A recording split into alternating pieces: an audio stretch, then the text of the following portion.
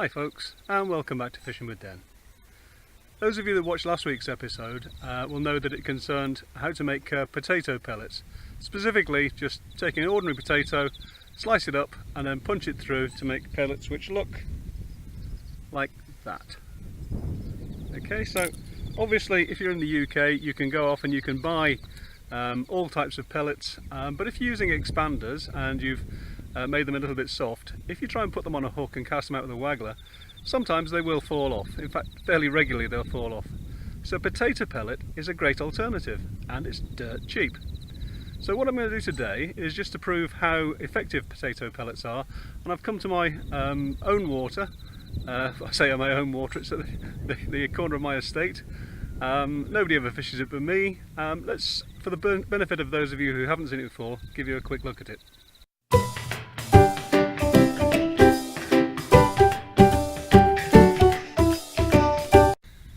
There it is then. It's probably 200 or 300 metres, and as I say, it's on the edge of the estate where I live, but for some reason nobody except me fishes it. So there we go. Beautiful little lake. It's about 3 feet deep, and it's where I've been doing lots of other videos as well, especially concerning waggler. Now I will actually put some links to the other videos in the description box down below. So if you want to learn how to set up a waggler, how to fish with a waggler, and indeed how not to fish with a waggler, which we did a few weeks ago, that's the one where I just show you the common mistakes that beginners make. All of those links will be in the description box, so please feel free to have a look at them after this video. So as far as mounting the bait goes, using the usual size 14 hook. This is a 8mm pellet. I have made some 6mm as well, but tend to be using these today because these are a little bit bigger than the loose feed pellets I'm throwing out.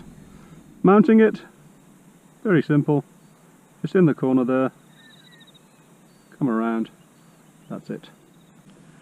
As far as the rig's concerned then, just a straightforward 3BB waggler with an insert in the tip. I've got a couple of dropper shot down, and I'm actually using a telltale shot. Again, I'll put a link to that one in the description box below, but basically, as I've said before, it sits just off the bottom. When a fish picks up the bait, it lifts up that shot, and the float goes from that to that, which is a very strikeable bite. So okay then, let's get on with it and have a bit of a fish, see what happens. Now I have bought some sweet corn with me today, but I haven't put any in yet. It's really an emergency bait just in case, because I've never used potatoes in here. But let's get on with it, and hopefully we'll catch a few fish.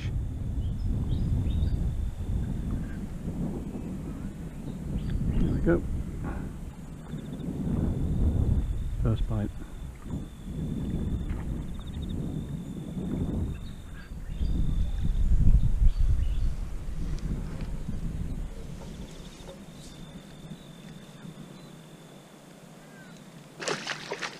Little goldfish, oh, biggish goldfish actually. Looks very like a crucian, but it's not, and it swallowed it.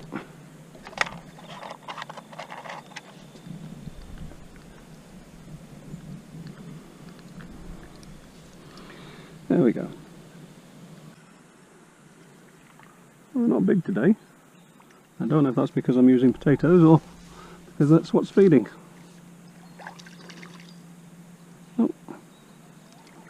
Caught up. There he is.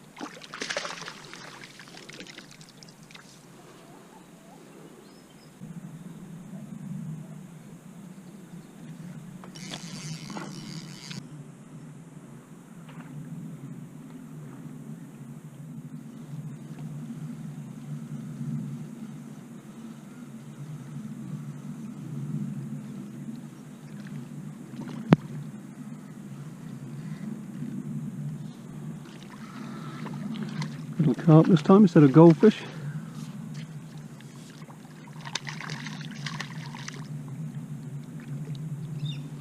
There we go.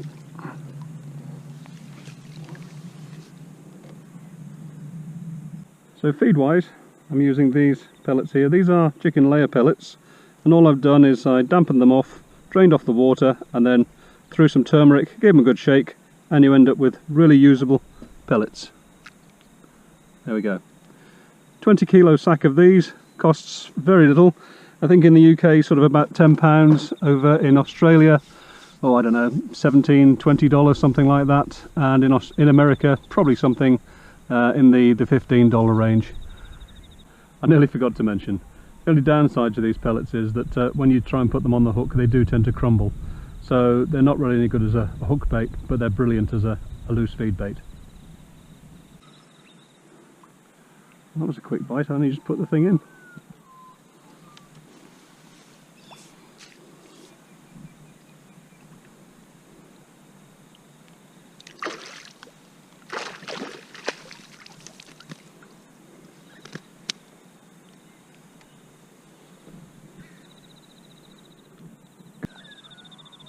As far as loose feed goes, I'm just taking a pinch, just that much, and just putting that in around the float every few minutes in the same way as I've explained once before.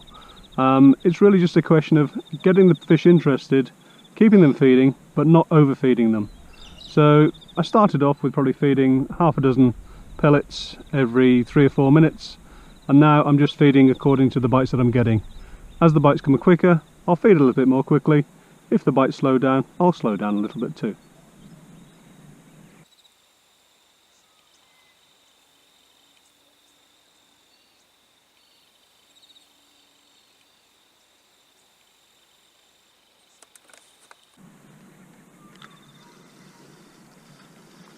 It's a bit better.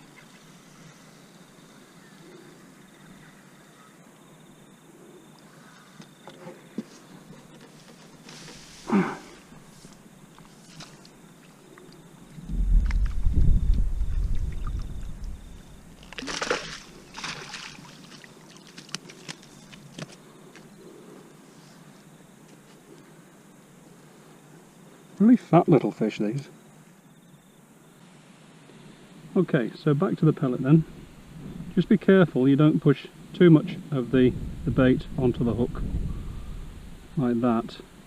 You could well mask it, and it's quite a solid bait, so you could end up with a situation where you keep pricking fish. I'm finding the best way to do it is to nick it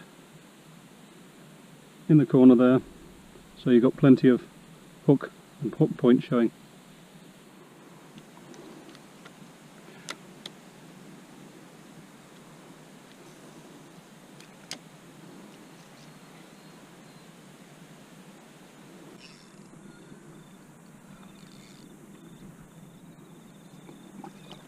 Why is it? You've got a sandwich or a biscuit and a cup of tea, and just as you're eating it, your float goes under.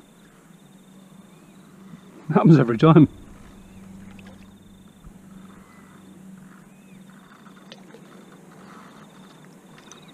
Well, might as well finish my biscuit.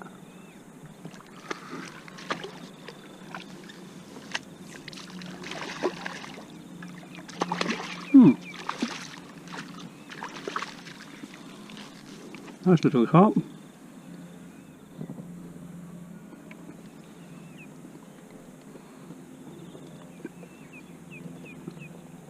Gorgeous, eh? Well, it's slowed down a bit on the pellet now, so what I've done is I've just put a little bit of sweet corn out there, and I've put one on the hook, and I'm just going to see if that makes any difference to the bites. Well, there's nothing on the sweet corn either, so it looks like it's gone a bit dead out there for the moment. So I'll put a small amount of bait out there, and then I have put some bait just down here in the margins. We're going to give that a quick try for 20 minutes or so and see what happens, and we can go back to this swim out in the open water there and see if we've retrieved a few fish.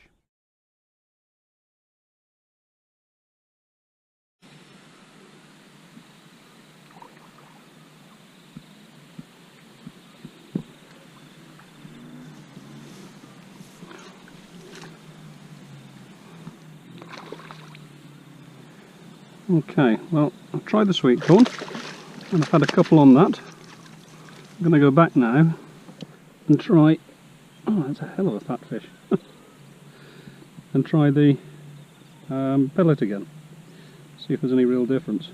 Certainly nothing much so far. Well, that was a lift bite. Again, Another one of those little goldfish things. But this time again on the potato pellet.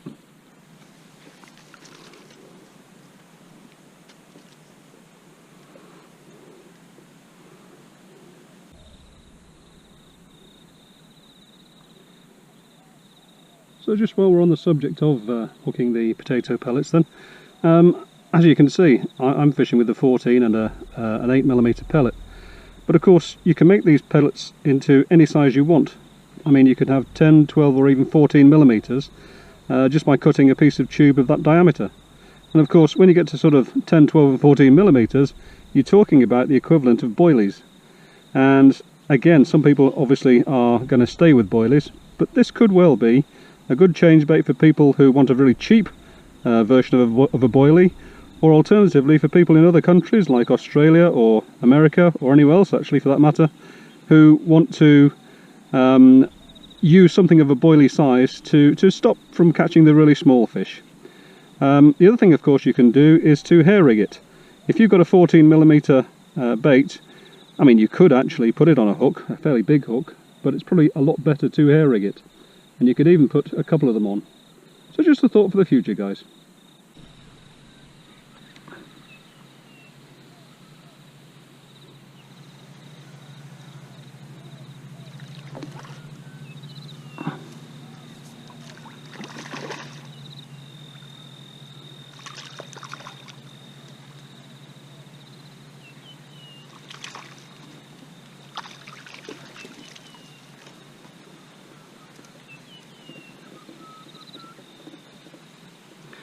That is about as perfect a, oops, that is about as perfect a little carp as you're going to see.